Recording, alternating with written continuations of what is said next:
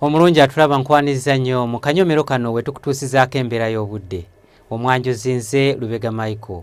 Enkuba ekyagenda mu maaso n'okutonnya mu bitundu by'eggwanga ebisinga obungi. Era we ziweeredde essaawa 3 ez'enkya ya leero. Kasese yabadde wezeza 27 n'akatundu kamu, Tororo 20, Kotido 15 n'akatundu kamu, so nga ate yo mu Kabaale zaweze 11 n'obutundutundu 2. Enkya ku makya tusuubira enkuba okutonya mu bitundu by'eggwanga ebisinga obungi okuggyako eyo mu bugwanjuba bw'eggwanga lyaffe gye tusuubira nti obudde bujja kubeera bwa kiddedde.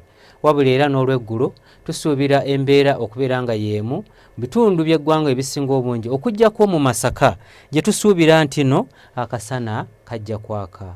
Lyo ebbugumu erya waggulu tulisuubira okutuuka ku degrees 28 mu kitundu ekyo eky'ekitugumu. Kampala n'emirala tusuubira ebbugumu okutuuka ku degrees 26, so nga ate yo mu nsozi ez'e Kabaale ebbugumu erya waggulu tulisuubira okutuuka ku degrees 23. Bwe tweyongerayo mu bibuga ebimu ebiri ebusukkansa lw'eggwanga lyaffe mu Nairobi ne mu Paris tusuubirayo enkuba okutonya, so nga ate mu Dubai tusuubira omusana okwememula nga n'ebbugumu erya waggulu lijja kutuukira ddala ku degrees 40. Ebyo bye tusobodde okujjira mu kitongole ky'eggwanga ekivunaanyizibwa ku mbeera z'obudde nga tukolaganira wamu ne UBC TV.